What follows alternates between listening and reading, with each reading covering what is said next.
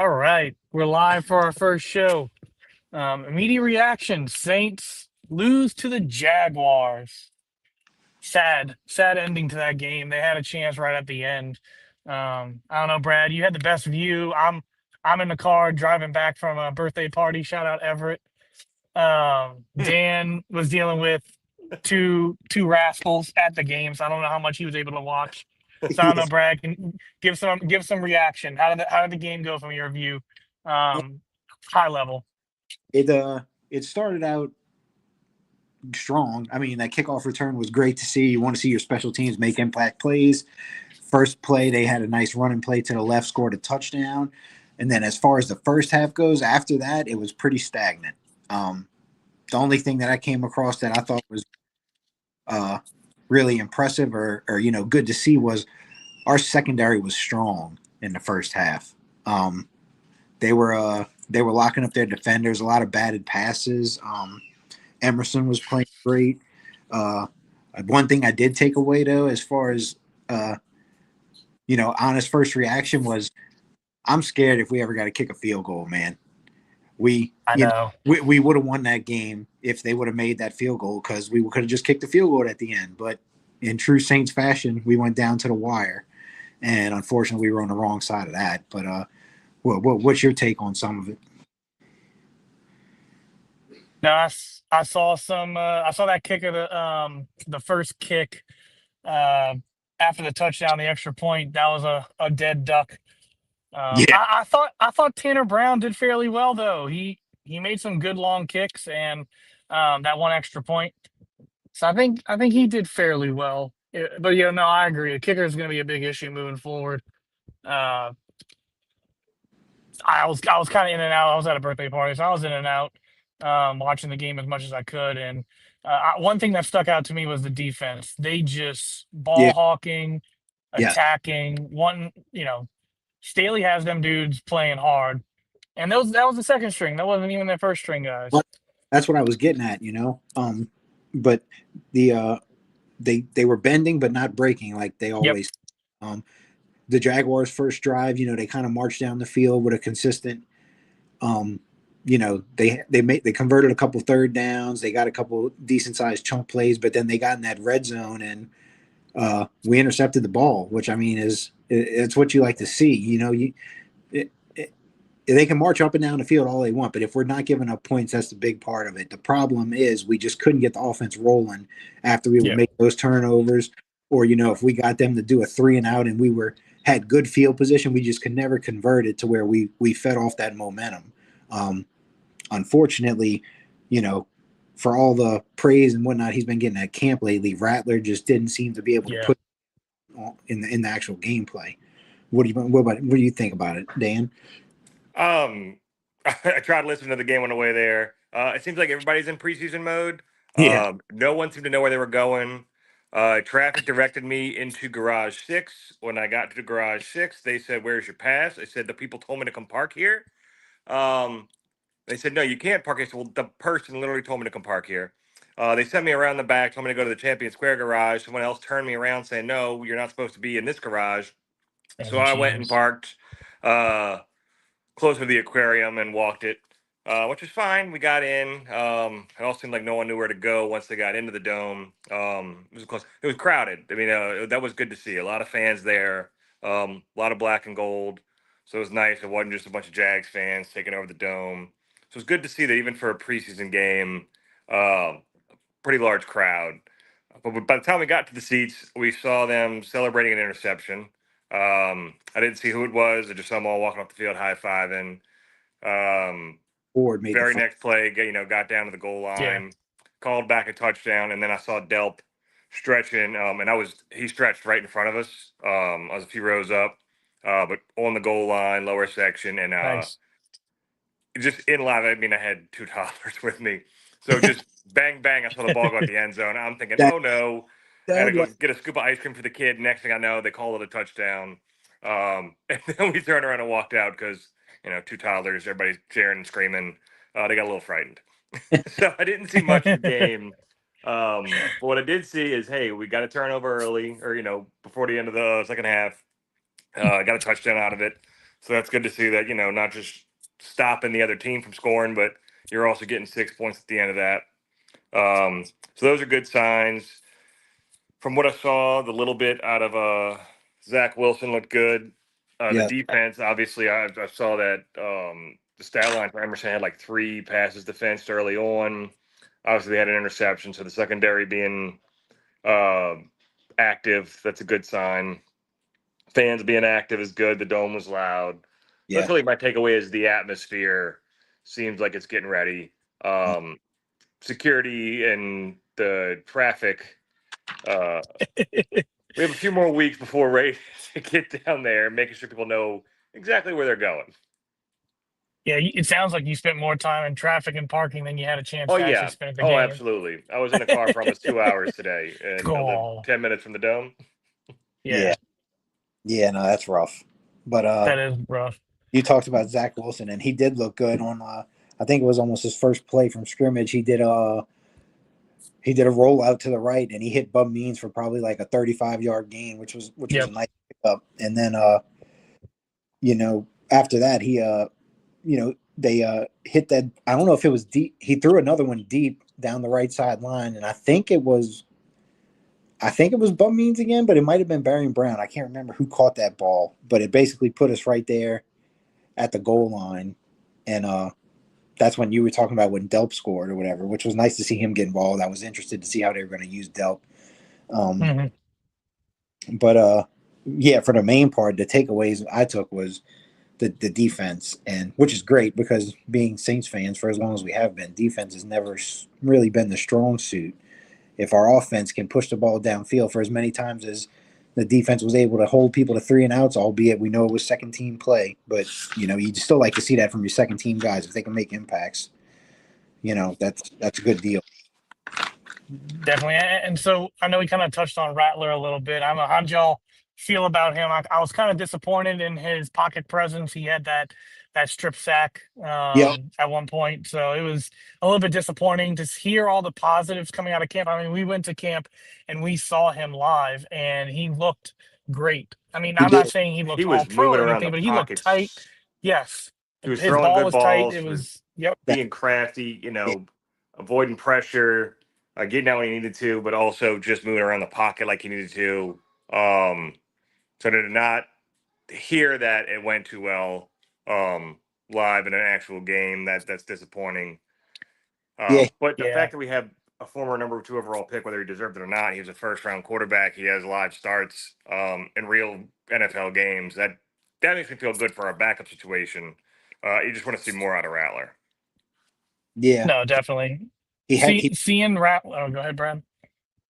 no, yeah. Well, the Rattler, like you touched on that strip sack, it's like he scrambled, which is fine, but it's like you being a quarterback, you got to have that internal clock you got to get rid of it at some point. And I mean, there was Yeah.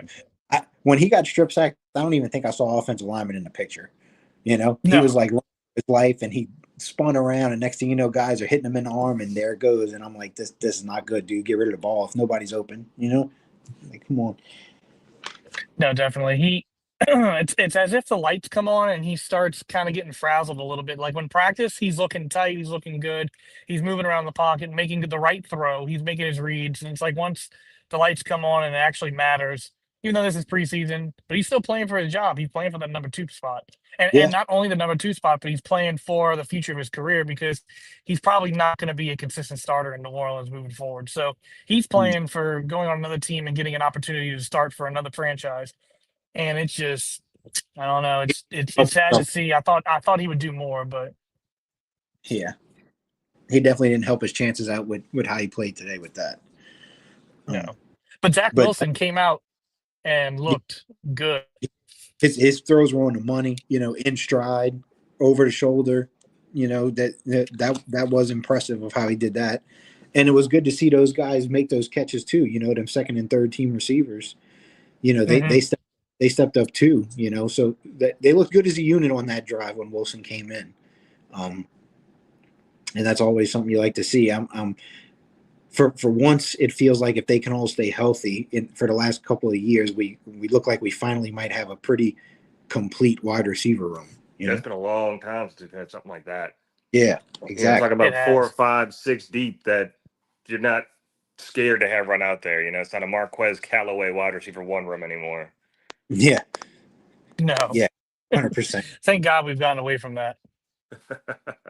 Well, hopefully Tyson can heal up that hamstring injury, and you don't have to worry about those fourth and fifth guys trying to be number one guys. But it does give you a little peace of mind when they can go out there and they can still make the big plays even in coverage. So, but other than that, I think as a team, they look decent. The only other thing I wanted to touch base on that we didn't talk about was at the end of the second half, I felt like it was bad clock management by Kellen Moore and the coaching staff as a whole. I don't know if any of y'all picked up on that. I agree with you. He definitely should have called a timeout on third I down to give him wasn't some more time. watching it enough to know about the clock management. I did hear that it seemed like he wasted some time towards the end of the first half. Yes. That's hopefully we For, get some of that cleaned up. yeah, I don't want. That's not something that feels like you need to get in the motion for. It feels like that should have been cleaned up when you got hired to be a head coach. Yes. So hopefully that doesn't persist. Yes. Like you said, it doesn't. That's not something I feel like you learn. You need to just know. And if I remember correctly, we were going down the field and we had a decent conversion play that got us down to around like the 15-ish yard line. And I think we had like 24 seconds left. And we had one timeout left. And instead of calling the timeout, you would have had 24 seconds to run at least 3 plays to get to the end zone. They tried hurrying up down the field. They rushed it. They got set in formation, ran a play, and he threw the ball on a seam route, but it was in the dirt. And then the next thing you know, you look up at second down. Well, guess what? There's only 8 seconds left now.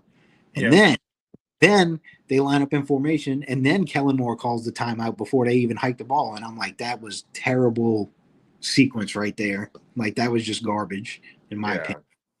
You gotta know when to call the play to get your guys to settle down, then plan in attack mode instead of letting whatever that was, 15 seconds run off the clock unused, and then you run a scramble play. Like, that's not the way to handle that, in my opinion. No. Yeah, I agree. You got to call that timeout and give yourself more chances as opposed to hurrying up and then completing one over the middle and that's it. Right.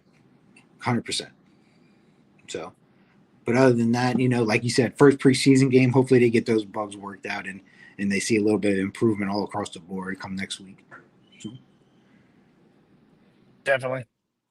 Y'all interested in, I guess, what are you looking at this week in terms of position battles going into next week? Sounds like kicker may be an important one. We saw Charlie Smith struggle that day we were at camp. It sounds like he's still struggling in games. You looking at Tanner Brown possibly taking that job?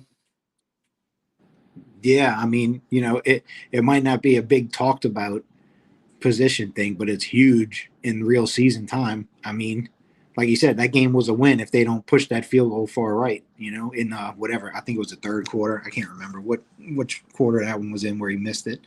But it was one of the ones where it's like it came off his foot. I'm like, that's not close. Yeah.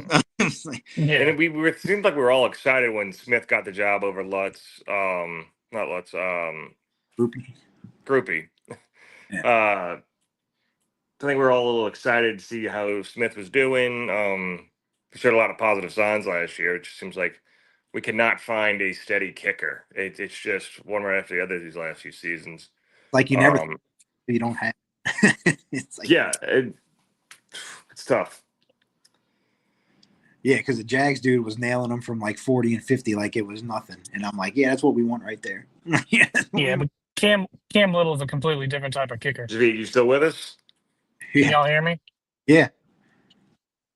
Y'all can hear me? I think we may have lost him. You're good. I can hear you. Yeah, Cam Little is a completely different kicker. You can't compare him to anybody that's in New Orleans. Yeah. But no, I mean, because they rolled him out like it was no no second thoughts about it, and I'm like, I wouldn't trust either one of our guys to nail one from 50. So, dude, he nailed one from 70 last preseason.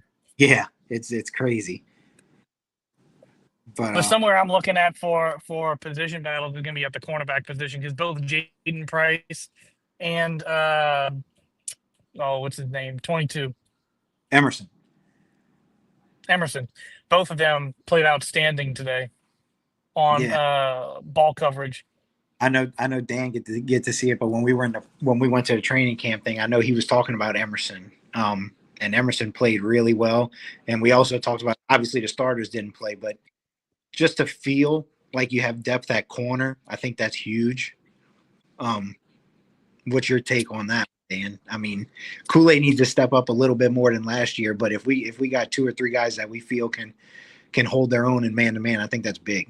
Yeah, one thing I didn't want to see is Yadam playing a whole lot of snaps on the outside as a starter. So if Kool-Aid and Quincy Riley could be our top two corners, Yadam being a plug and play for a game, coming in for a bit, on the outside, I'm good with that. He's a good corner, just not for a full game. But getting some depth there. Emerson in practice, he looked huge compared to everybody else. Yeah, Just a Yeah. larger cornerback, pretty physically imposing. So longer arms, he can knock some balls down, disrupt some passes. That'd be yeah, awesome just to have some extra depth because that is a weakness, or it has been. I'd like to see that not be a weakness going forward. Obviously, the most important two are Quincy Riley and Kool-Aid. So we got to see a lot of growth out of them. But having depth is important as well. So it's good to see that we have some pieces there. Let's just hope the top two are, closer to top 20 backs and not lower. yeah.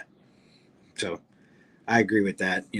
Like you said, Emerson looked great at that training camp. Well, he played like that today in the first half. I think he had at least two swatted passes. I mean, he was on dudes like white on rice. I was happy to see it. You know, No, he was. He did excellent today. Jaden Price did excellent. The entire secondary did really. The defensive line also played extremely well. I mean, Brad, give a little bit of breakdown on the defensive line from what you saw. yeah. From what I saw, the only thing they were getting pressure, which is good. And then when the coverage was there, they were able to get to the quarterback and get the sack, which is what you always like to see because you can only cover for so long. Everybody knows that. Eventually, somebody's going to get open in a scramble drill. But so that's why they got to work in tandem, and I think they did that pretty well today. They did have a few sacks, like I said, off of coverage, but they also got home on a few plays where they just beat their man, and that's always that's always nice to see too. But the only Yep. thing at this point, I mean, it's not so much the defensive line as a whole, but in the second half, and I know it was a different unit in there, the Jaguars were just running the ball at will. I'm talking like 7-8 yard carries up the middle, marching down the field, and that's when we started to fall apart. Because as soon as they started to do that, then they started rolling out their play action plays, and then you got to respect the run, and that's when they scored their first touchdown. So Yep. and that was our weakness last year was the run defense. When you look back at breakdowns of how they fared on the defensive side of the ball versus running the pass, our pass coverage was above average, but our run defense was in the bottom half of the field. So you always want to be able to stop the run, and that's when your defensive line can really attack the quarterback. So No, I agree. The defense looked good and really good in the first half. They were stopping the run pretty consistently in the first half of that second half, and that may have just been more inexperienced players entered the game and allowed some holes to open up. We'd have to really sit down and see who was coming in and out to determine exactly who was at fault for that. But yeah, um, I still think overall, though, the ends did a really good job. Maybe up the middle, they could do a little bit better. The linebackers did fairly well. Jalen Ford had that interception in the first half. he was On all first, in the first he half. was Yeah, everywhere. yeah. His name, he made the pick. He also made a nice sideline tackle. I seen him on one play. I believe it was on a third down where he held the dude and they had to end up punting. So he was making some good impacts back and forth, But just because their names don't get called all the time, don't mean that they ain't doing work. So that Correct. people got to remember. Sometimes when your name's not being called out, you're doing your job. So he was definitely one of them. But he had that beautiful drop back interception. He almost looked like he was playing spy on that play. And he faded into that throwing lane, and he just took it right away, and that was pretty. And Price's pick was almost the same thing. His man went on an out route to the sidelines, and the Jaguars player that was on the inside was kind of going up the seam. It looks like he read the QB's eyes and he started fading back. And as soon as that quarterback started twisting the hips to let that ball go, he peeled off and went upfield, and he got right in that throwing lane and picked that off. So you like seeing those instinctive plays. It shows you that Staley has them saying, like, man, always look for the ball. Sometimes it's better to play the ball than the man. So, turnovers lead to points. So that'll be great if we can be a high turnover defense as well. Agreed there. So yeah, any last thoughts before we wrap this one up? We're kind of at 20 minutes. I think we got a good update for this one. We'll be doing these after every game. It's going to be a thing moving forward throughout the rest of the season. We'll be doing this for the Saints as well as every LSU game. I'm coming to give you all immediate reactions, emotions, gameplay, all that stuff on the back end. So I don't know, Brad, if you want to give some final updates, and then you can hand it off to Dan. Yeah. No, everything was good. It's nice to see football season is back, even though it is preseason. But it's cool to see some of these guys fight for their jobs. And you always like to see guys make plays. But anything else you got to say, Dan, before we close it out? What you looking forward to next week? Sitting down watching a full game. That's what I look forward to. Maybe a cold when I get to watch it. But seeing just some things cleaned up, even though the little bit I was there, a little bit I saw, even in the practice, again, preseason, but we're getting closer to real kickoff. I don't want to see a whole messy September, so I just want to see some things tighten up. Let's see those defensive backs keep playing and get our kicking woes out the way, because kicking it's going to be something that happens. Week one, we're going to have to be kicking the football, so let's try and clean that up sooner than later. For sure. I agree with you. I think that's all we got for today, guys. Y'all just stick around. Join us next week when we do the same thing. Yep. Yeah, if everybody please like and subscribe. We'll be on here every week, and we'll catch y'all next week. Thank y'all. Yes, indeed. See y'all later.